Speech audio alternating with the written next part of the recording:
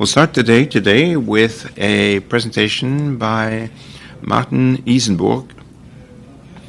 Martin has created the tool suite LAStools. I'll switch to English now to introduce him. The LAStools suite of software tools for processing LiDAR data. He's now running the rapidlasso company. He's been working with LiDAR since 2006. LAStool has become widely used for processing data at the international level. And Martin has also been involved in developing the LAS file format for exchanging LiDAR data. So we invited Martin to give us some insights about what are the experiences from other groups internationally in using LAStools to provide operational solutions for different sectors.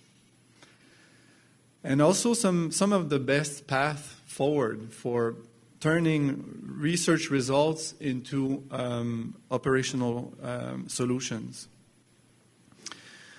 The Québec's Division de l'Inventaire Forestier has been using LAStools in their processing flow for creating the products.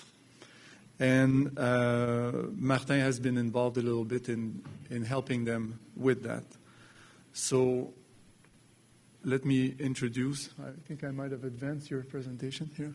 Let me introduce Martin for his presentation.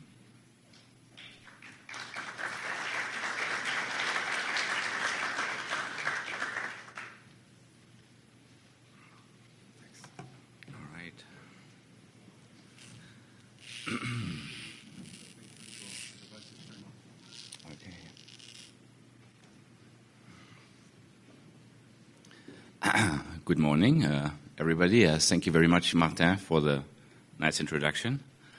I speak a little French because I studied in Canada for a few years.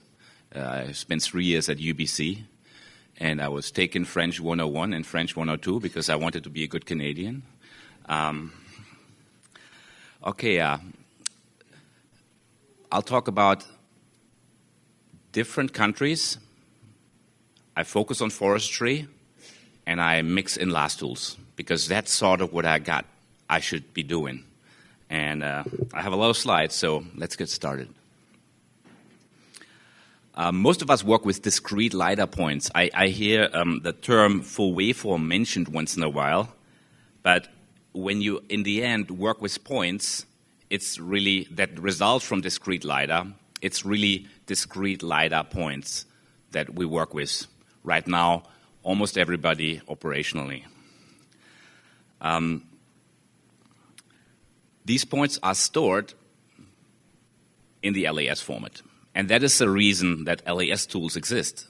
Because I was a scientist at UC Berkeley at the time, doing research in computer graphics, triangulating large point clouds. And the largest point clouds I could find was in a format called .las. And I couldn't find any software to read that format, so I wrote my own. And I put it on my website when it was done, because I thought, maybe somebody else will Google for source code LAS reader one day. And so I just zipped up the folder, which was called LAStools, and that's how it started. I got then a lot of feature requests, and because I thought, for the first time somebody actually likes my software, I actually answered all those feature requests, and I put in a few of my own and fixed the bugs and so on. I maintained it over time, and eventually it became a company. And it's maybe not the usual company. It's right now just me and an accountant. I really like to travel on site and look at what people are doing with my software, and then see where it's not working and improve it. And also do a little bit of research on my own, because I have never really left being an academic researcher. Just that now, instead of funding my research with grant proposals and with a university salary, I fund it by license sales. I was a bit of a rogue scientist. Brief introduction, if you don't know LAStools, there are 41 separate modules. They all come with their own user interface. It's a good way to get started.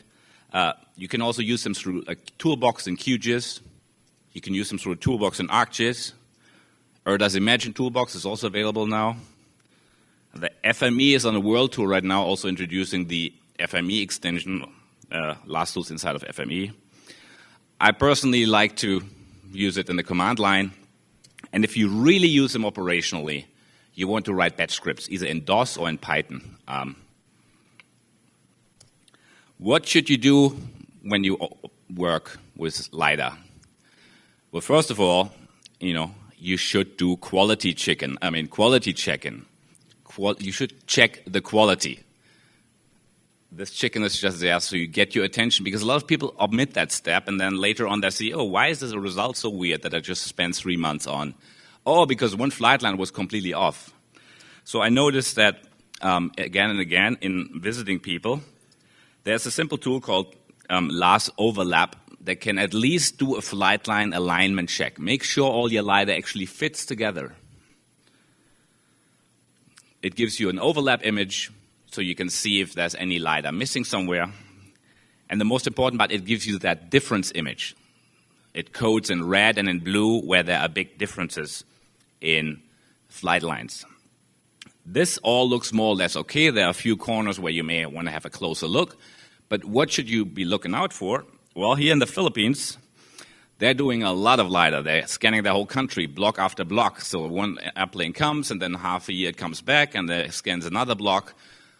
There's a source of a lot of errors when you have a patchwork of LiDAR, and you process one, looks good, you process the other, looks good, but you put them together, and then it could look like this. And this is what LASoverlap will show you.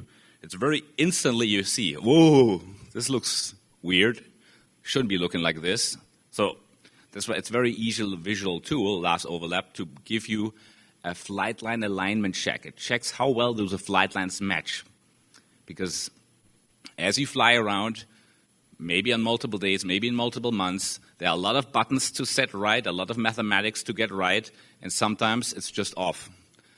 Or even you're just on a different datum. One is on the geoid, one is on the ellipsoid. It probably happened to you already before. And this is how it then can look like. So you have one flight line here, and this tree shows up here as well. The effects are very bad. If you're a hydrologist, you have this is a real terrain, and then you add in the other terrain, and then it looks like this. So all your flood models are completely wrong. Or, you calculate the rise terraces, and then, the rise terraces are much wider because you use 2 copies of the same terrain on top of each other, and it creates a new terrain. Here you see that mountain twice. And you see it's classified actually as vegetation. Well, because that's what ground classification will give you, a new mountain that doesn't exist with all this vegetation on top. So it really changes the topography if you have horizontal misalignment. And if all your control points are in flat areas, your control points won't tell you much about horizontal misalignment. But LASoverlap will make that very quickly visual, and then you can take a closer look. And the DSM, which a lot of in the audience here are interested in, well, as you can imagine, you create a lot more forest when you have 2 copies that are misaligned. It looks like this. Okay. So please, quality checking. And also tell your students, always quality checking, especially if you don't know the source of the data. The typical LAStools workflow pretty much everybody's doing is extract the bare earth, unless it's already classified. Maybe classify building and trees. For the forestry people, it's mostly interesting if there are trees and if there are buildings in the forest, so they don't count them as volume. There were no buildings here. Okay. And then height normalization. So these are the last ground, last classify, last height are the very common tools used. And then you do your thing. People now either go plot-based or single tree in forestry after that. So let's go to Australia. They do actually a lot of LiDAR for forestry in Australia, and they have a center, Scion, which takes university research and tries to show people it works in operations. And then they have a company that tries to make a business out of moving LiDAR into operation, and that's called Interpine. And the Department New South Wales, the Department of Primary Industries, they're also very proactive, and they actually paid for a number of developments in LASCanopy, a tool I have here to introduce, to make their workflows easier. So these slides are stolen from David Harris, and you will find the same things we heard yesterday from Dave and from Moray are also be done in Australia and New Zealand. I mean, most of the time they have only one species, so maybe the argumentation of Moray isn't so applicable here. But so that's how it goes in their slides. So you have a plot and a stand, and the plots you send in the Foresters, and you get the exact measurements. And then you run a whole bunch of LiDAR metrics on your point clouds.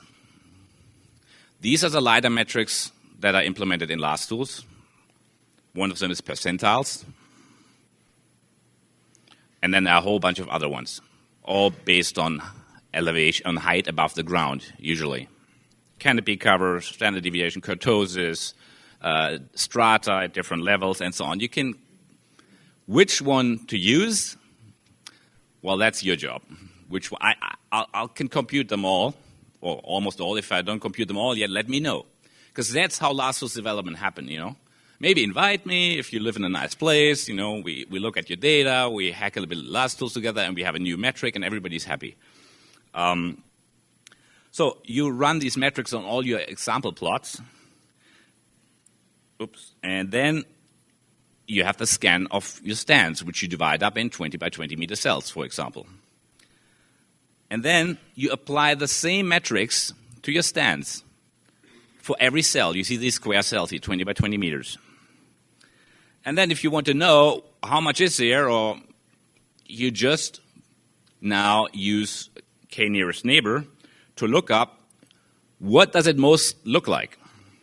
So, if you have a particular grid with particular values, you now look at your 400, 500, 600 example plots, and you try to find those that look most similar in all these metrics that you considered relevant.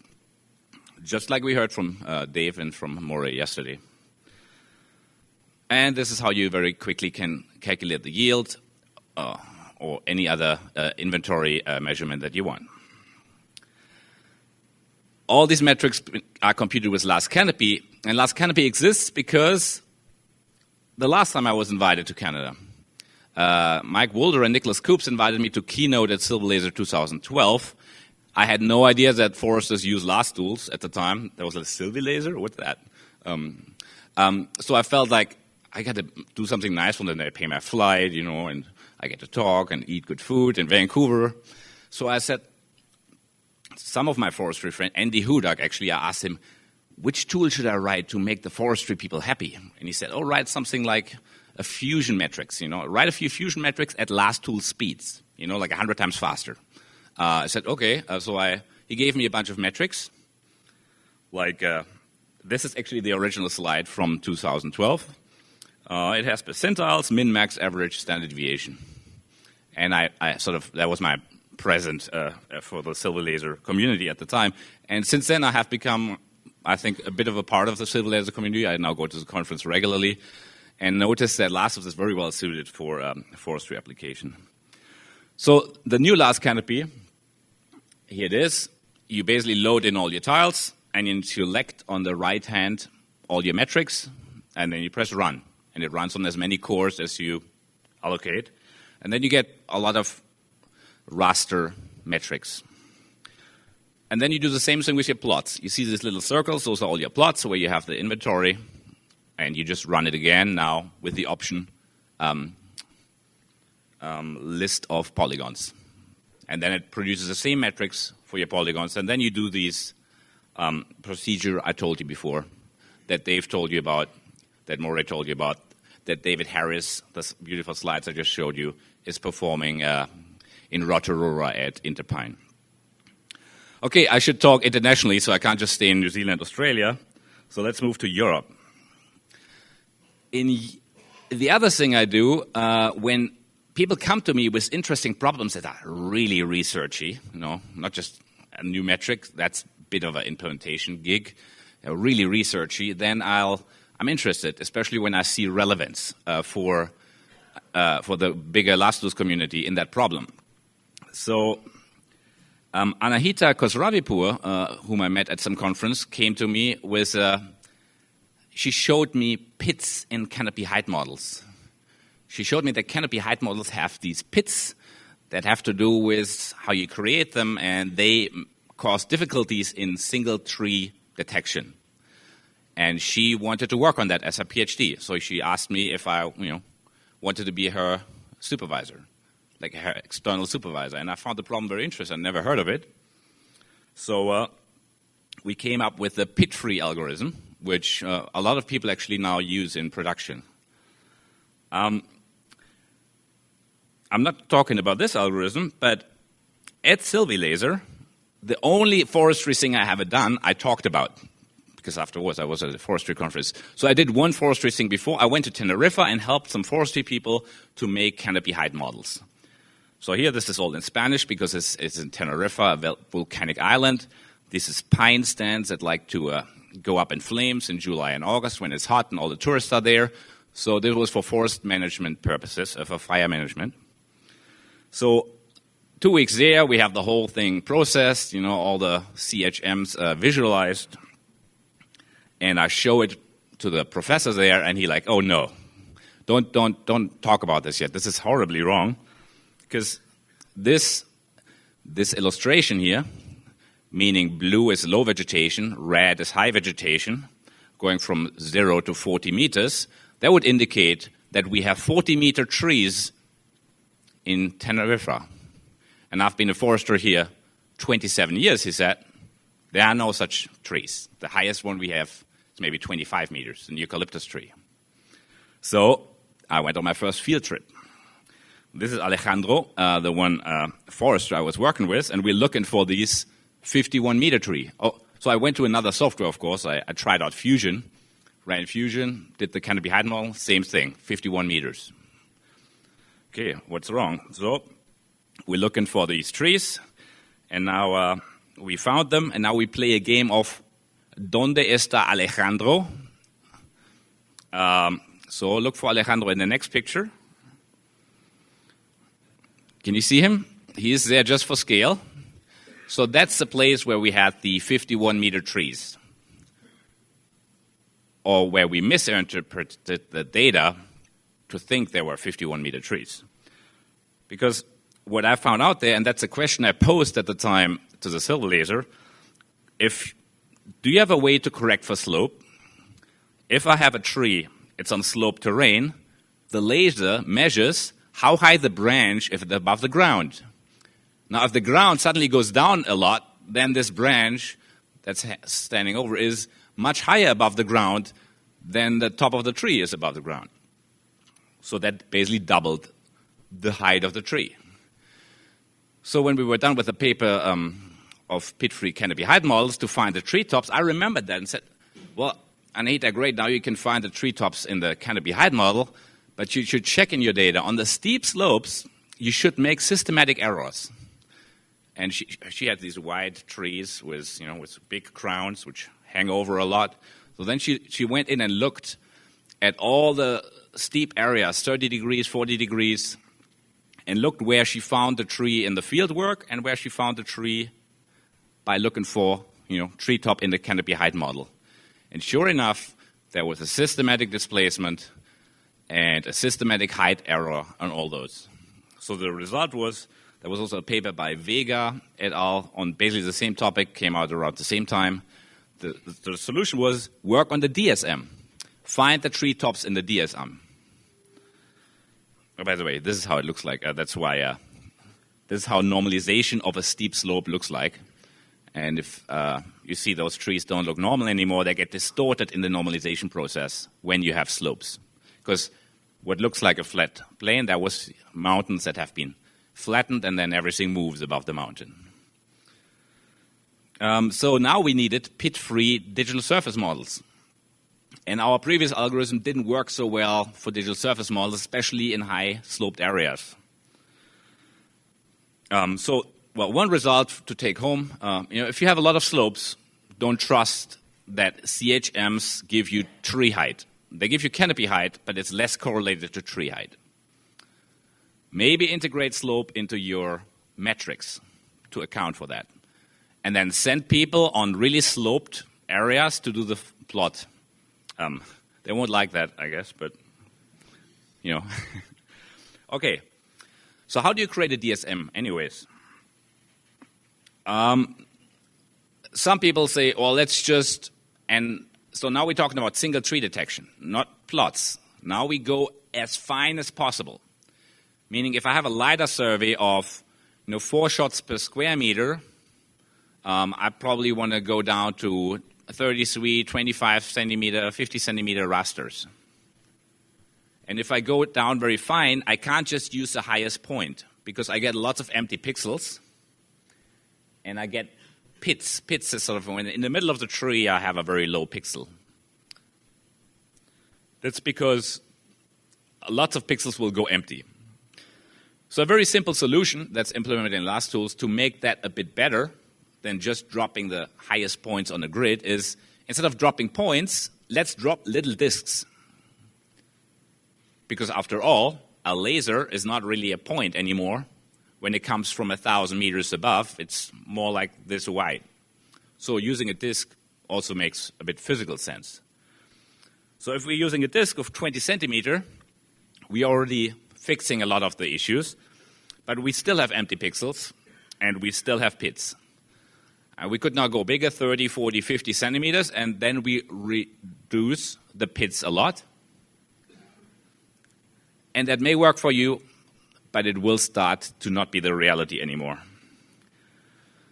So some people say, interpolate all the first returns to create the DSM. That removes the problem of empty pixels because you create a surface, but it drastically enhances the number of pits. That's because, so that's a new algorithm. That's because, and that's the second take-home message for today, interpolating all the first returns is a bad idea. And I used to teach that, interpolate all the first returns to create the DSM. And in the old days when we had wide footprint and mostly straight down, that was a reasonable thing to do.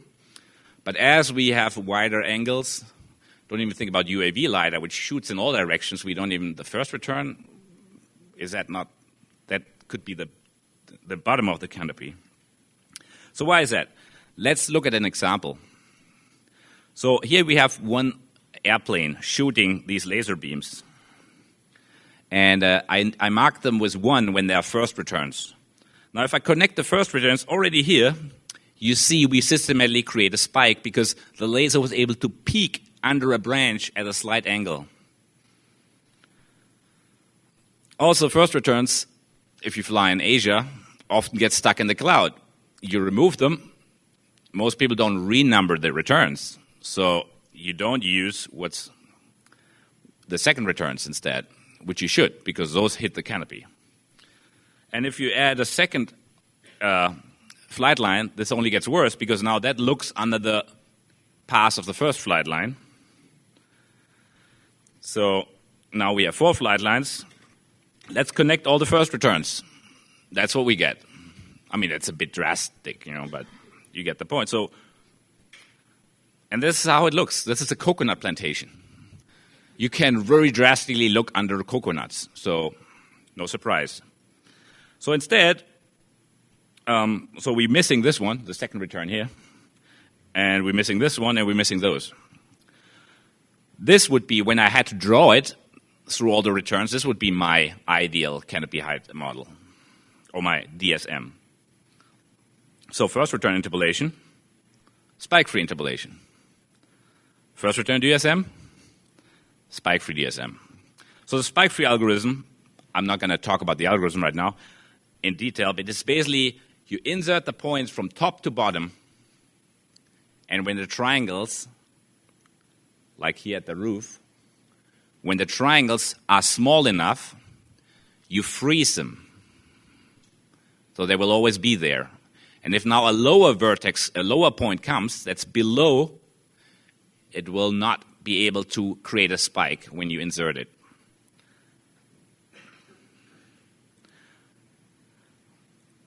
And this is the difference between between spike-free interpolation and first return interpolation. So this is a very deep research that I sometimes do when I find something really interesting, and this was in cooperation also with Anahita, the ITC in Enschede. And yeah, I looked at some of the open DSMs available. England has just opened them. So you do see that problem in the DSMs. You know, it looks like Godzilla, and you chewed up some cities here in England. Especially you see it at the eaves of the roofs also, because you can look under the eave of the roof. So this is a very extreme model. So I asked England, can you give me that tile in LiDAR, because those are just rasters, and I ran spike-free on it, and that's what I get. So it basically gives you the highest DSM, not the first return DSM, the highest return DSM. Okay, I don't have a lot of time left. Let's quickly go to Asia, because I'm still missing that continent. Biomass projects are very hip there right now, because you can get money from World Wildlife Fund, World Bank, and so on. And so there was one announced in Thailand that I really wanted to get in on. So we went to the office and showed them our processing capabilities. They needed to fly LiDAR above a forest, a real tropical forest. And when I showed them what we had, he said, well, okay, you can do that on normal forests, but how about our forest? You know, it's 45-meter high canopy, it's multiple layers. You may not even be able to get to the ground with a laser. Well, okay, how do we know? Well, we do a test flight. So we did a pro bono test flight. So that's how it looks like. That's an airborne sensors aircraft from Diamond Aircraft in the hangar in Bangkok. There's a Rigel, a full waveform scanner. And there's a data recorder. And then off we go. Taking off, flying along the river to the target area. And it was very cloudy, so we were looking around for a non-cloudy spot. And eventually we found one, collected a little bit of data and got back. And I played a round of ping pong at the hangar and processed the data with LAStools just to demonstrate that we could penetrate. So this is what you see in Google Earth. This is a DSM. This is a DTM. And this is a canopy height model. Now, we cannot make a ground control check because you can't get there. You know, you have to fight wild elephants and monkeys and the very, very dense vegetation. But it looks plausible to me. Like, this looks like a terrain that I'm used to seeing. It's not by accident. However, the number of ground returns was very, very, very low, much lower than I'm used to. Only 5% of the shots produced a ground return according to last ground. So that's when I started to go back into research mode. Oh, maybe in the full waveform we can find more information. So there's another project, it's called Pulse Waves, which is a format like LAS for real full waveform processing. And I often hear full waveform, people talk about full waveform. If you have points, and that's what you operate on, you don't really have full waveform. What you maybe have, you have more discrete returns computed from the full waveform. And sometimes people call that full waveform. Like, I have full waveform LiDAR means I have a scanner that can produce more returns than an analog scanner because it uses full waveform processing. But you still do the discrete processing in the end.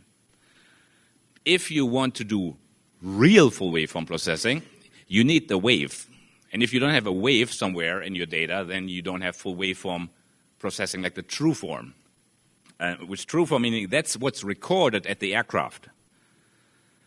Why would that make sense? Well, if you look at the returns, you can, very bad color choice, between the second and the third return, there is live vegetation.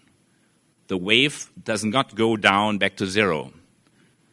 Between the third and the fourth return, it's dead tree. So there's no little branches sticking in, so the wave goes to zero. If you only have the discrete returns, which correspond to the peaks, you don't see that. You don't have that information. So that's more information in the waveform, just as an intuitive example. In order to work with the waveform, you need it digitized. And many modern laser scanners can give you a digitized waveform. Then you have waveform. When you have a digitized waveform, and then it's good to have the outgoing waveform too, so you can do energy calibration, because not every shot is the same. Some shots are stronger, some shots are less strong, and there's a bit of a jitter in time. And if you have all this, you can do full waveform processing, and you can create images that look that cool. That's sort of like an X-ray of a forest. You see now full waveforms, all the energy reflected on top of each other. And if I had time for a live demo, it would look even cooler, but you got to do with that for now. So the company in Australia, Interpine, that I mentioned before, they have now started requesting full waveform LiDAR, because when they fly with a Rigel scanner, they're going to get full waveform anyways, the company that does the survey. And getting it just requires another hard drive. So that's my summary slide. It was a whole bunch of things in all different directions. I didn't talk about photogrammetry point cloud. It was talked about before. I didn't talk about multispectral LiDAR. There are other specialists in the room. More sensors are coming. People continuously now sending me little samples of UAV LiDARs. I think very big will be photogrammetry. That's something to watch. In Germany, we fly every year. The state pays every year a new flight. So they get, they can make gross models if they can work with photogrammetry point clouds. For waveform, I see Interpine investing money into research. They, for example, they create a voxel grid and then count how many voxels are filled as a new metric, and then they do the same plot-based computations as before. Will that make things better? Remains to be seen, but they say that initial results look very good. And just some eye candy, if you want to publish your data online, there's a new tool called LAStPublish. It's really just, you can do simple measurements, but sometimes it's also nice to show your family back home what you're doing. Like Anahita, for example, after the tool was done, I took the tree that she used in her first paper and I published it. And, she was very happy about that. And she sent the link to her mom, and she could look at it on her iPhone and, could see, oh, you're so smart, honey.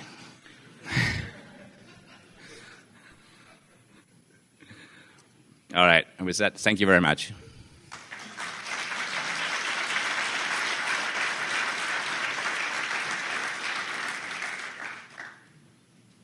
Thank you very much. Thank you, Martin. We might have time for one question, if anybody has. Questions for Martin? I might have one, actually. You were talking about digitized waveform. Does the Optec give you digitized waveform? So you can request digitized waveform from Optec, but I assume that the company flying with an Optec sensor will charge you more because they have to have a waveform digitizer. It's an external unit.